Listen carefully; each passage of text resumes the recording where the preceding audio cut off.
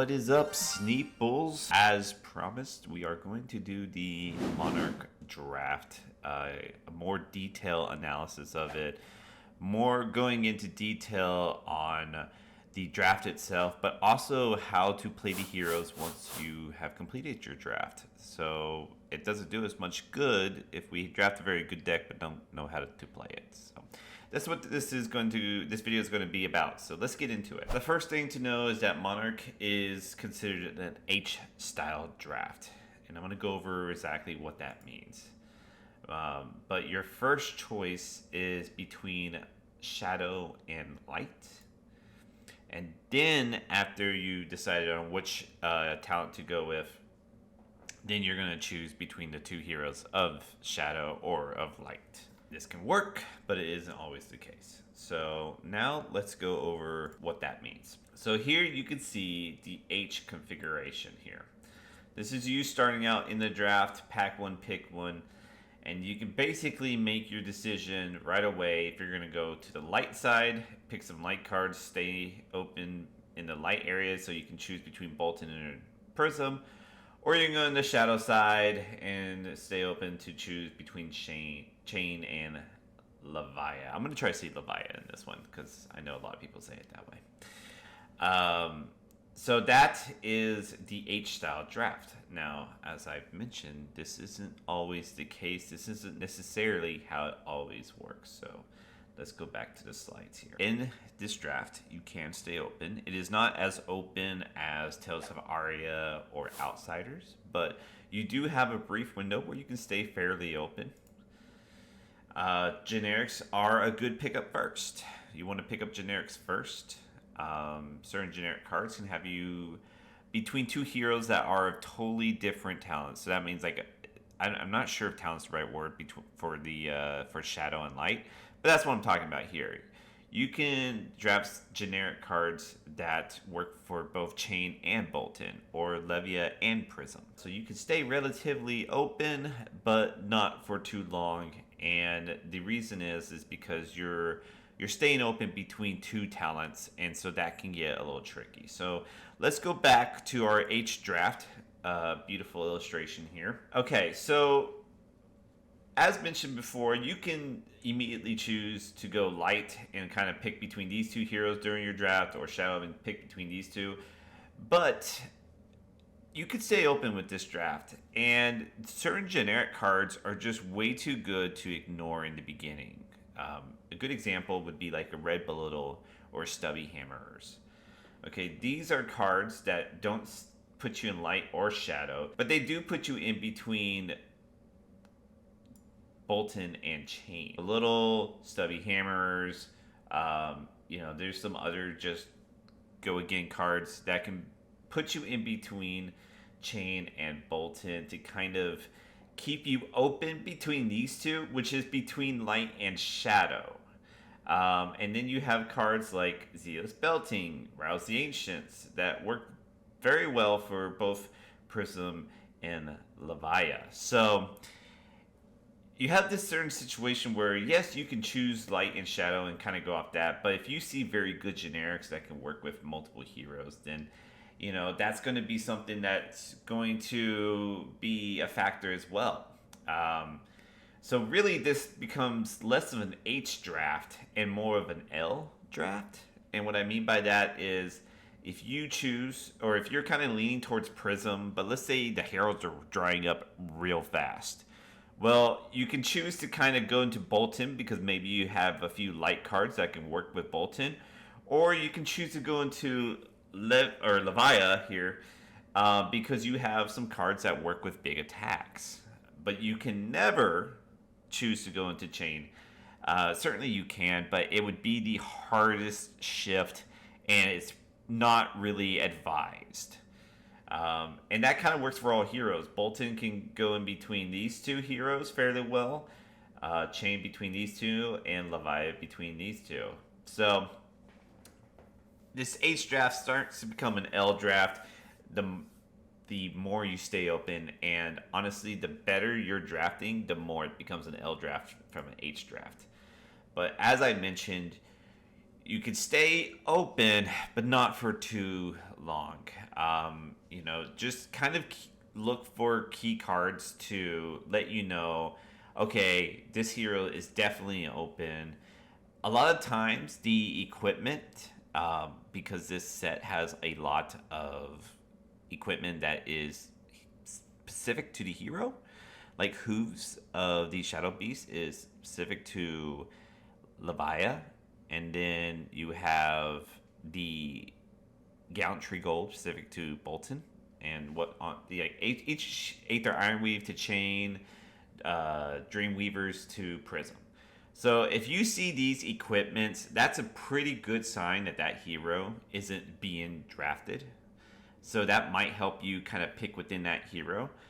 But before then, or if you see like bombs, like a really good Red Herald, or like a really good Blood Depth card for Chain, these are cards that you kind of wait for, so you can kind of stay open until you're seeing a pattern, and it kind of lets you know where to go to. So keep in mind that you can just go this H draft, and you can just choose your talent right off the bat, but I would advise going the L route and sticking to a corner, basically.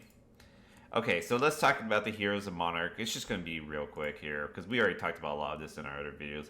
So with Prisms, you have the Heralds and Auras. Bolton, you got the Pumps and Go-Agains. Lavaya is 6 powers for cheap, or Lavaya. I'm going to probably switch in between two. I'm sorry, guys. And then Chain has the Go-Again and Arcane Damage. So that is the uniqueness to each hero. So now we're going to talk about Prism. Just a little draft recap. You want to try to get your Heralds first. That's your best cards by far. And then some of the Auras, especially the really good ones. Merciful Retribution is probably the one I want to stay away from. I just don't think it's worth playing out. The other ones are pretty good. Oath to Wrath, Parable of Humility.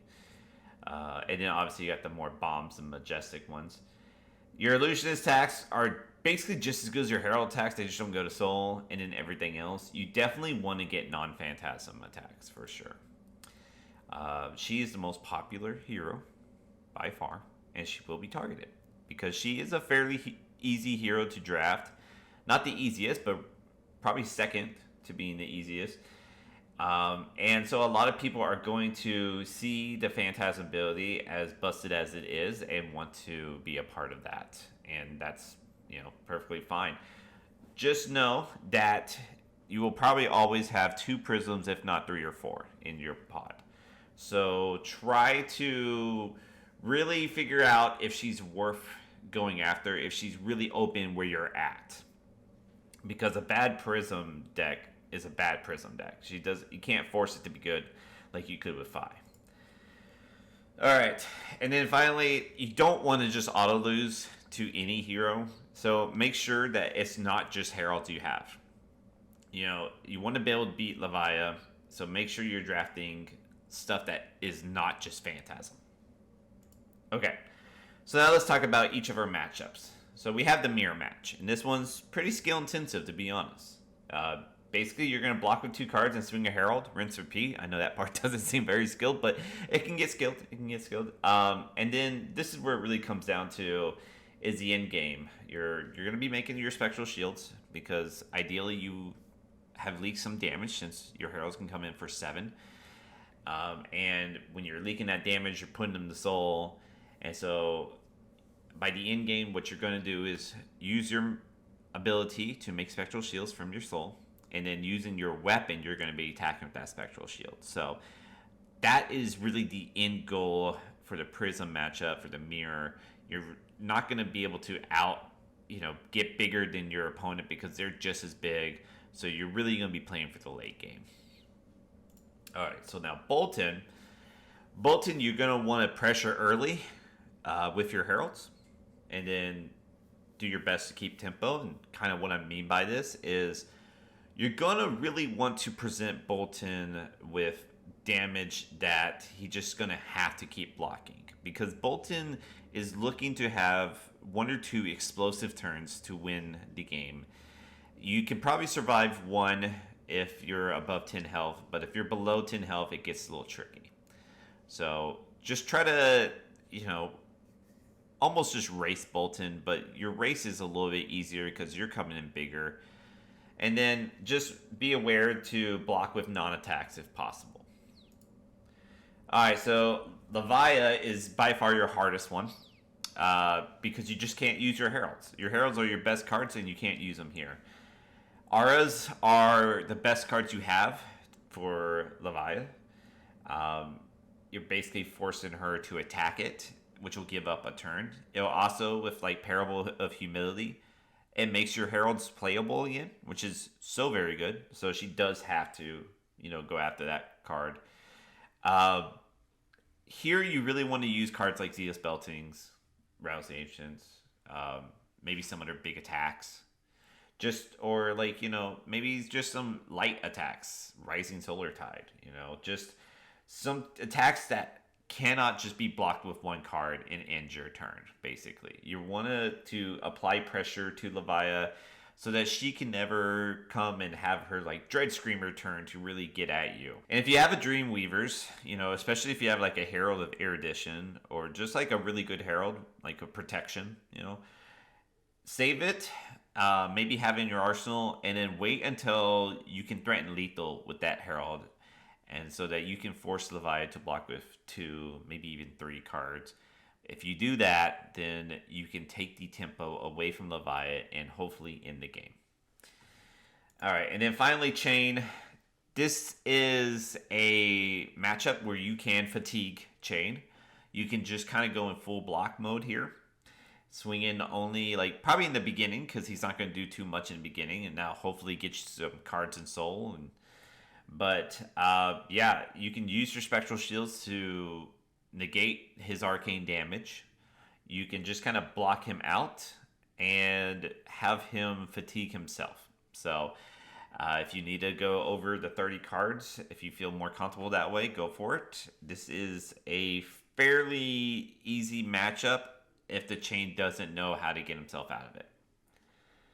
Okay, so moving on to Bolton. So just a draft recap of him. You're going to get your red charge cards early, and then your go again attacks / poppers, and then your pumps. He is definitely the hardest hero to draft because Bolton kind of needs a lot of cards to make work. However, he's not the most popular hero that is sought after in a draft. So oftentimes, you might be the only Bolton or one of 2. So there's a good chance you can make this Bolton deck. You know, the earlier you commit when he looks like he's open, the earlier you can identify he's open, the better off your Bolt deck's going to be. Prism's the hardest matchup just because she comes in so efficient with her big attacks. So poppers are going to be necessary for her.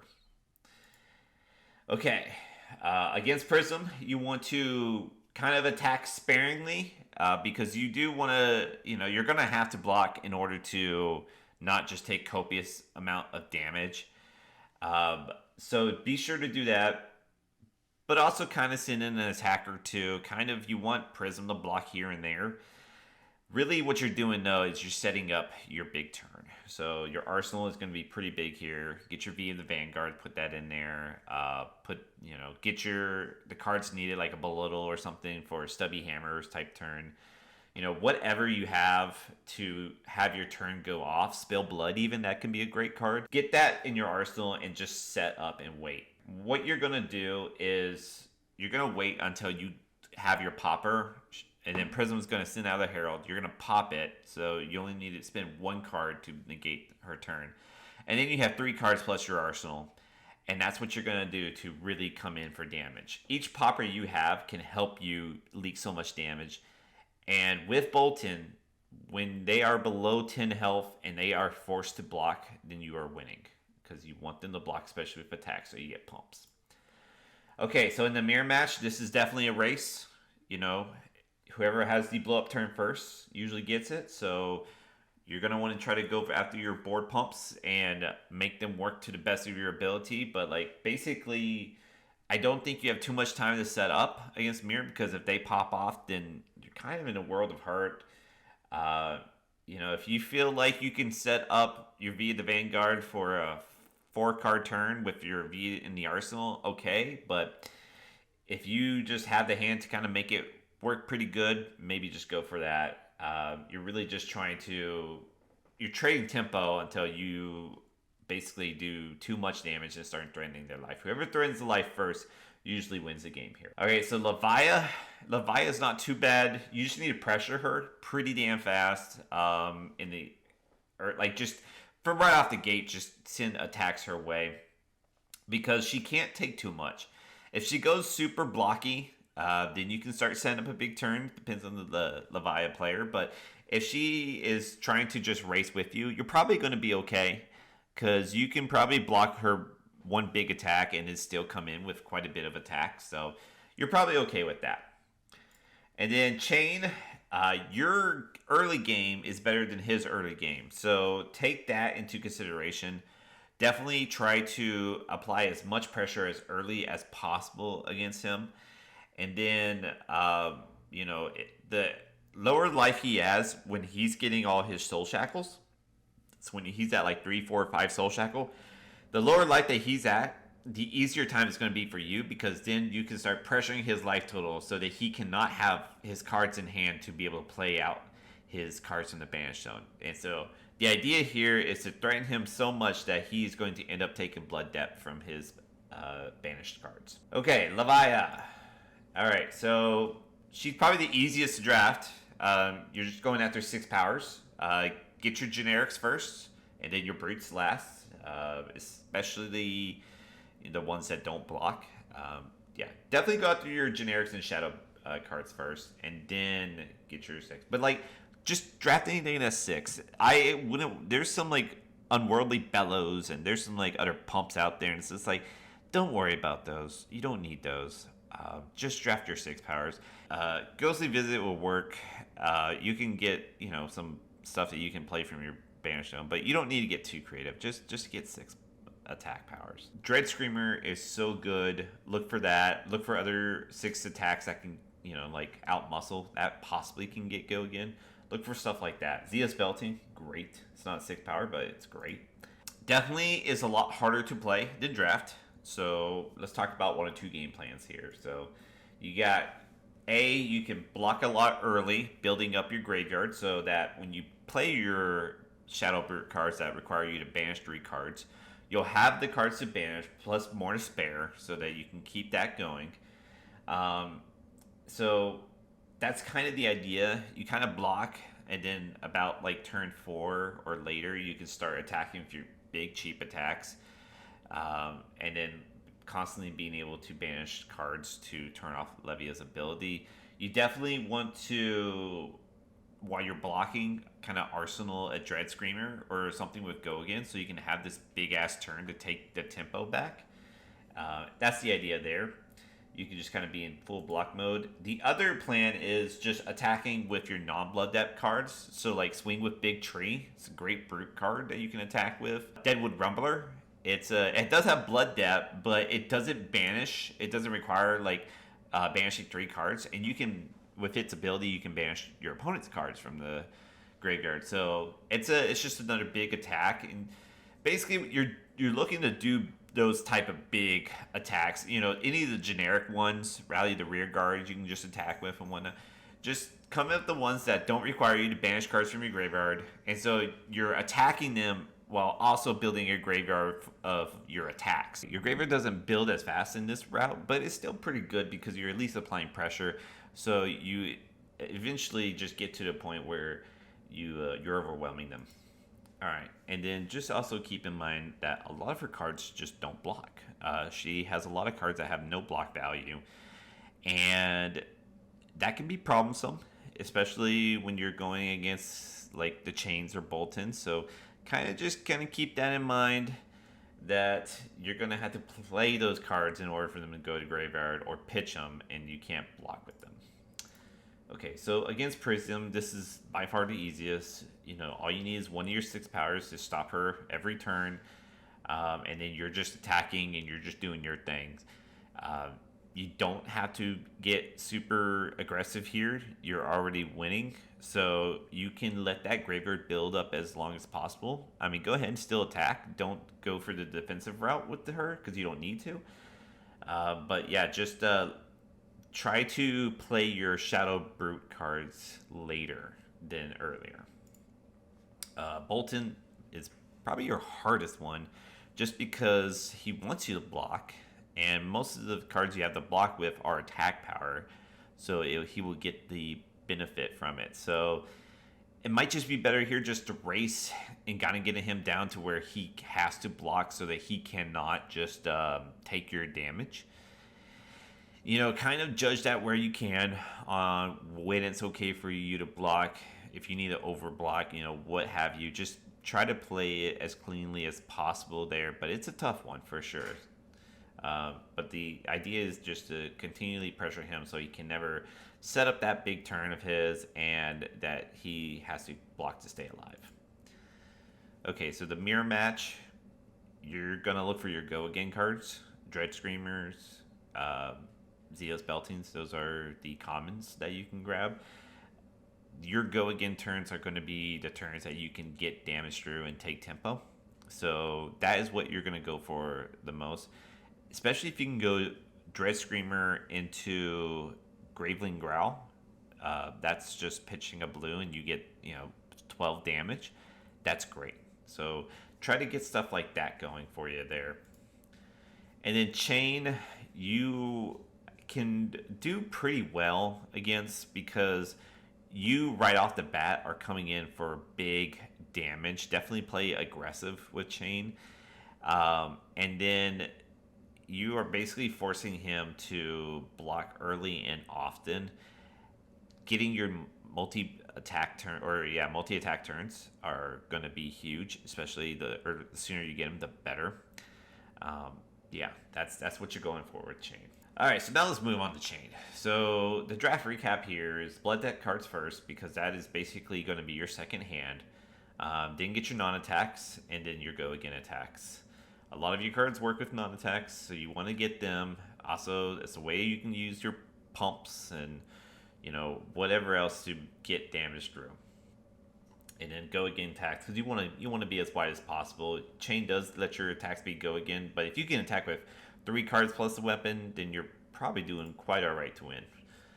The bigger your banish zone is, the more explosive your turns. So you're definitely better the later the game goes.